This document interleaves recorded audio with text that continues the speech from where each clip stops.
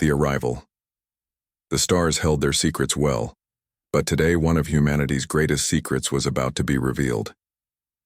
Commander Sarah Chen stood silently on the bridge of the USS Nightfall, watching the swirling patterns of hyperspace through the main viewport. After 3 years of silent observation, it was time to make themselves known. "Commander, we're approaching the Zephyrian monitoring station," reported Lieutenant Torres from the navigation console. "Stealth systems are holding steady at maximum efficiency." Sarah nodded, her calm exterior hiding the anticipation that had been building for months. The Nightfall was humanity's most advanced vessel, incorporating technology that even Earth's top scientists barely understood. Quantum displacement fields, adaptive camouflage, and neural interface systems that allowed the ship to respond to thought itself. "Take us out of stealth mode," Sarah commanded. It's time they knew we were here. Thousands of light years away, Sub-Commander Veltar was enjoying what he thought would be another routine shift aboard monitoring station Alpha 7. The Zephyrian Empire controlled this sector of space with confidence, their advanced sensor networks detecting anything larger than an asteroid within 50 light-years. That confidence shattered in an instant. "Sub-Commander!" shouted Technician Mordak, his forearms dancing frantically over his control panel. "I'm detecting a massive energy signature. Something just appeared on our sensors." Veltar rushed to the main display, his scaled skin shifting from blue to deep purple with alarm. Where empty space had existed moments before, now showed a vessel, unlike anything in their databases. Sleek, predatory, and radiating energy patterns that defied their understanding of physics. "Classification?" Veltar demanded. "Unknown design, unknown technology," Mordak replied, his voice trembling. "Sub-Commander, this ship, it wasn't there a moment ago. It's like it materialized from nothing." Veltar activated the emergency communication system. "This is Alpha 7 to High Command. We have an unidentified vessel of unknown origin, requesting immediate assistance." The response was swift and sharp. "Alpha 7, this is Admiral Kexathera. Maintain surveillance. Do not engage until we arrive." "How did this vessel bypass our detection grid?" "Unknown, Admiral. It simply appeared." Aboard the Nightfall, Sarah smiled as she monitored the Zephyrian communications. Their universal translator, another piece of human ingenuity, made their panic crystal clear. "Dr. Webb, are you ready?" Sarah asked the scientist who had made their current mission possible. Dr. Marcus Webb looked up from his quantum mechanics console, his eyes bright with excitement. "The dimensional fold generators are operating perfectly, Commander. We can phase in and out of normal space at will. The Zephyrians have never seen anything like this because it shouldn't be possible according to their physics. But human physics are different," Sarah observed. "Exactly. While they focused on expanding their empire through brute force, we focused on understanding the universe itself. Every human child learns that the impossible is just another problem to solve." Sarah activated the communication system. "Attention, Zephyrian Monitoring Station. This is Commander Sarah Chen of the United Earth Starship Nightfall. We come in peace, but we come with purpose."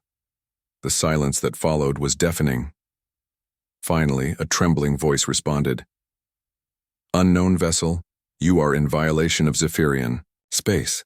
Identify your species and state your intentions." "We are human," Sarah replied simply, "and our intentions are to talk." Minutes later, Admiral Kexathera's flagship emerged from hyperspace accompanied by 6 heavy cruisers. The Admiral was a veteran of countless battles, his chitinous armor bearing scars from wars across the galaxy. But as he stared at the human vessel on his main screen, he felt something he hadn't experienced in decades. Uncertainty. "Open a channel," he commanded. Sarah's image appeared on the Zephyrian bridge and several officers stepped back in surprise. Humans looked remarkably similar to several species they knew, but there was something different in this one's eyes. A depth of knowledge and quiet confidence that unnerved them. "I am Admiral Kexathera of the Zephyrian Imperial Fleet. You have entered our territory without permission. This is an act of war." "Admiral," Sarah replied calmly, "we've been in your territory for over 3 years. This is the first time we've chosen to make ourselves visible." The implications hit the Zephyrian bridge like a physical blow. 3 years of undetected presence meant their entire defense grid was compromised. Impossible, Kexathera hissed. Our sensors would have detected any vessel. Your sensors detect what exists in normal space, Dr. Webb interjected, stepping into view. We exist in quantum superposition until we choose to observe ourselves into reality. It's a technique we learned from studying our own quantum mechanics. The Zephyrian science officer whispered urgently to his admiral. Sir, their energy readings are unlike anything we've encountered. If they've truly been here undetected. How many ships? Kexathera demanded. Sarah exchanged a glance with Dr. Webb. That's what we need to discuss, Admiral, but not here. This conversation requires privacy. You're in no position to make demands, human. Sarah's expression didn't change, but she nodded to her tactical officer. Around the Zephyrian fleet, space began to shimmer. One by one, human vessels began to phase into visible reality. Sleek, powerful ships that dwarfed even the Admiral's flagship appeared from what had seemed like empty void. 27 ships, Admiral, Sarah said quietly. All equipped with technology you don't understand, staffed by crews who have been studying your empire for years. We know your supply routes, your defensive positions, your military protocols. The Zephyrian bridge fell silent. Admiral Kexathera had commanded fleets in battles across the galaxy, but he had never faced an enemy that had been watching him without his knowledge. What do you want? He asked finally. To talk, Sarah repeated. Humanity has been observing the galactic community for some time. We've watched empires rise and fall, species conquer and be conquered.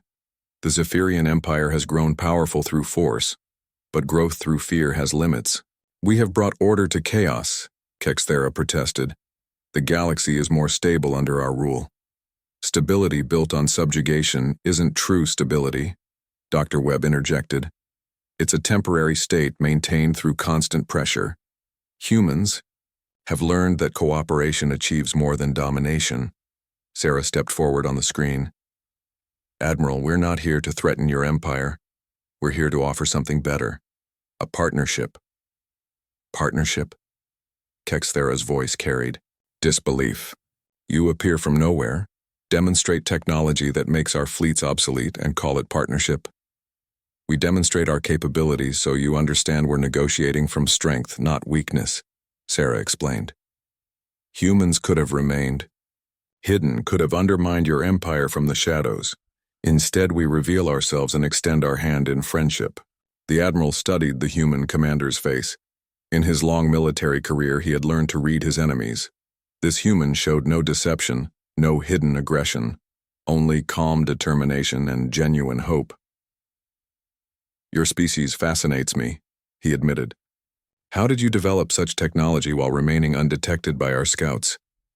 By focusing inward before reaching outward, Sarah replied. Humans spent centuries fighting each other, learning from every conflict, growing stronger through adversity. When we finally reached the stars, we brought hard-won wisdom with us. And what wisdom is that? That the greatest strength comes not from what you can destroy, but from what you can create. Not from who you can conquer, but from who you can inspire. Dr. Webb activated a holographic projection showing Earth. Our homeworld was divided for millennia. Wars, conflicts, seemingly irreconcilable differences.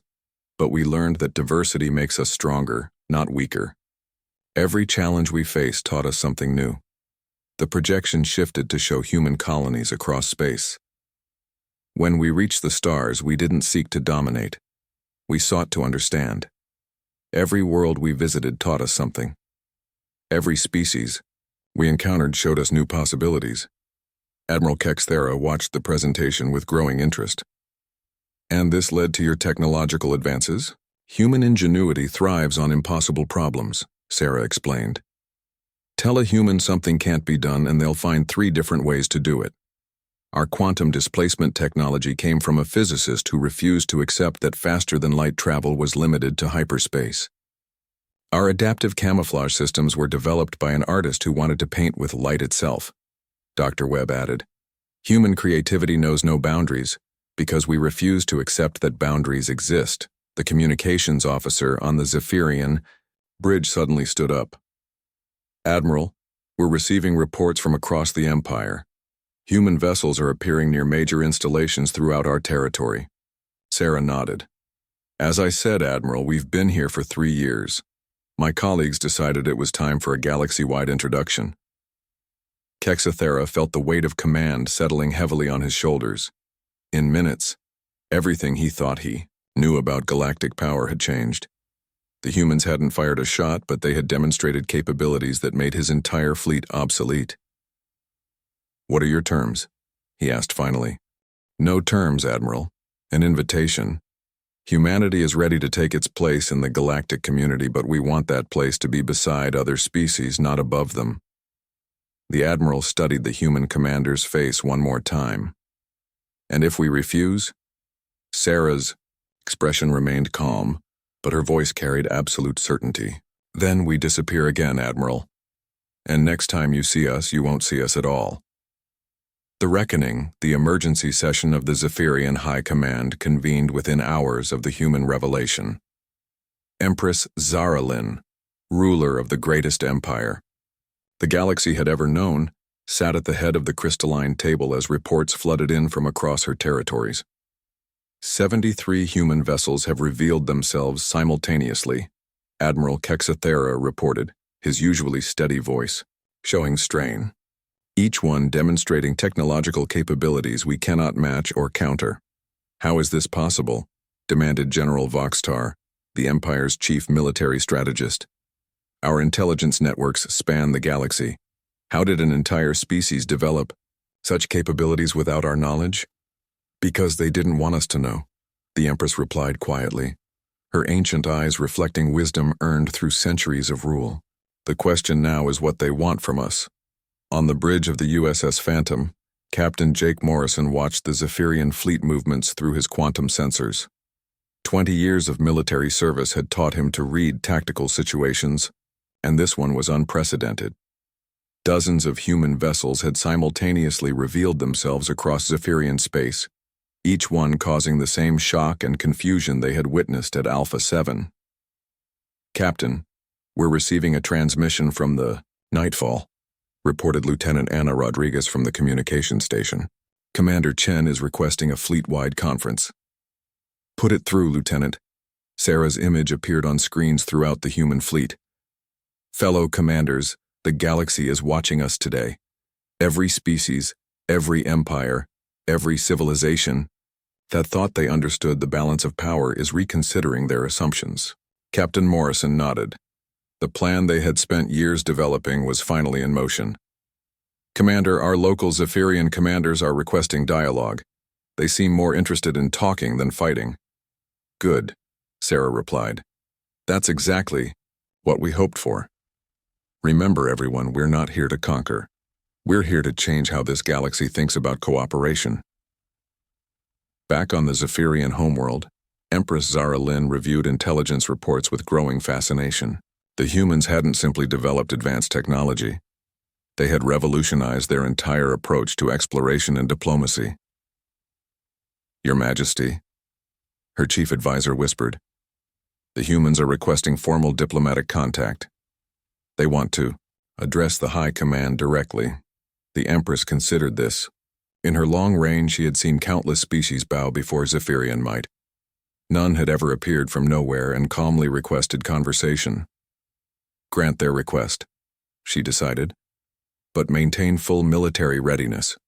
We still don't know their true intentions."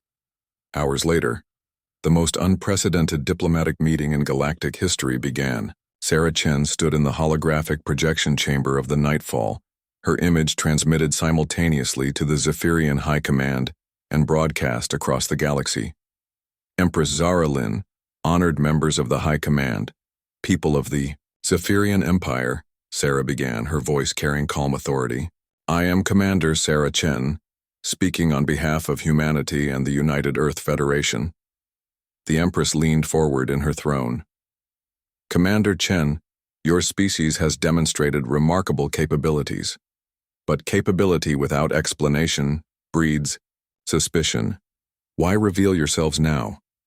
Because the galaxy is at a crossroads, Your Majesty, Sarah replied. The Zephyrian Empire has brought order through strength, but that order is becoming stagnation. Species live in fear rather than hope. Innovation is discouraged because it might threaten stability. General Voxtar interrupted angrily. The Empire has brought peace to hundreds of worlds. Before our rule, this sector was torn by constant warfare. And we respect that achievement, Dr. Webb interjected, stepping into view. But human history teaches us that peace maintained through fear is temporary. True stability comes from partnership, not dominance. Sarah activated a holographic display showing human colonies across space.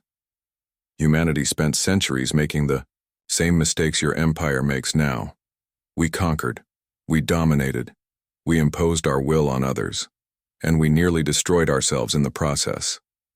The display shifted to show Earth's history of wars and conflicts. Every human child learns about our dark periods, the wars that devastated continents, the weapons that could have ended our species, the hatred that nearly consumed us. But you survived, the Empress observed. More than survived, Sarah replied. We learned.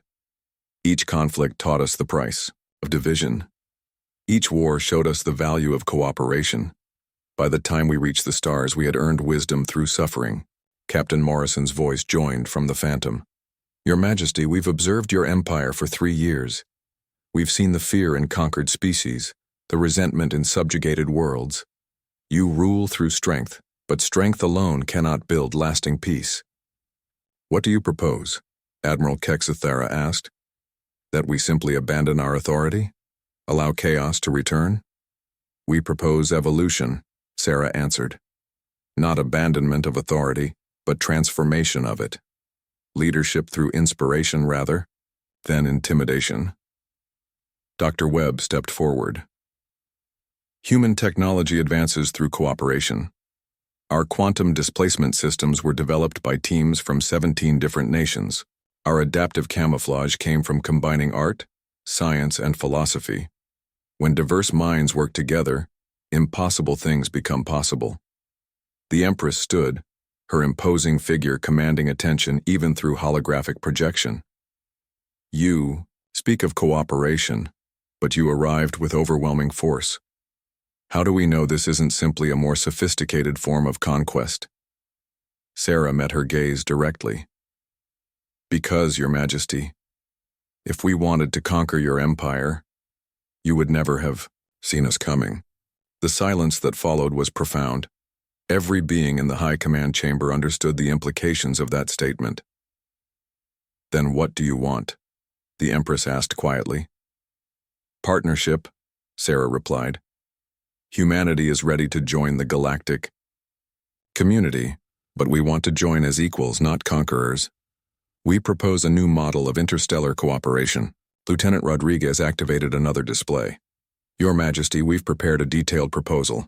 Joint research initiatives, shared technological development, cultural exchange programs, and collaborative exploration missions. The benefits would be mutual, Captain Morrison added. Zephyrian administrative expertise combined with human innovation could solve problems neither of us could handle alone, General Voxtar scoffed. And why should we trust a species that remained hidden for years while studying us? Because, Dr. Webb answered, we could have remained hidden forever. We reveal ourselves now as an act of good faith, choosing transparency over continued advantage. Sarah stepped forward. General, human nature drives us to explore, to discover, to push boundaries. We studied your empire not to exploit its weaknesses, but to understand its strengths. We learned from your organizational abilities, your administrative systems, your methods of maintaining order across vast distances. But we also learned from your mistakes, she continued. We saw how fear-based rule creates resentment, how dominated species lose their drive to innovate, how empires built on force eventually crumble under their own weight. The Empress walked to the great window of her throne room, gazing out at the city that represented the heart of her empire. Commander Chen, you ask us to change everything we are, everything we've built. No, Your Majesty, we ask you to become more than you are. The Zephyrian Empire has achieved great things, but it has reached the limits of what force can accomplish. Partnership offers unlimited possibilities. Admiral Kexathara spoke from his flagship. And if we refuse? If we view your presence as a threat to be eliminated? Sarah's expression remained calm, but her voice carried quiet steel. Admiral, we hope that won't be necessary, but humanity has learned hard lessons about the cost of freedom. We will not be conquered, and we will not allow others to be conquered unjustly. Captain Morrison's tactical display showed human fleet positions across Zephyrian space. Admiral, our vessels are positioned near every major installation in your empire. We could have struck without warning, but instead we offer dialogue. That choice reflects our intentions. The Empress turned back to face the holographic projection. You present us with an interesting dilemma, Commander. Accept partnership with a species that could destroy us, or reject it and face the consequences. Your Majesty, Sarah replied gently, you misunderstand the choice. It's not between partnership and destruction. It's between growth and stagnation, between evolution and entropy. We offer you the chance to become something greater than either of us could be alone. Dr. Webb activated one final display, showing projections of combined human and Zephyrian capabilities. Imagine, Your Majesty, what we could accomplish together. Zephyrian organizational skills with human innovation, your administrative expertise with our adaptive technology, your understanding of governance with our drive to explore impossible frontiers.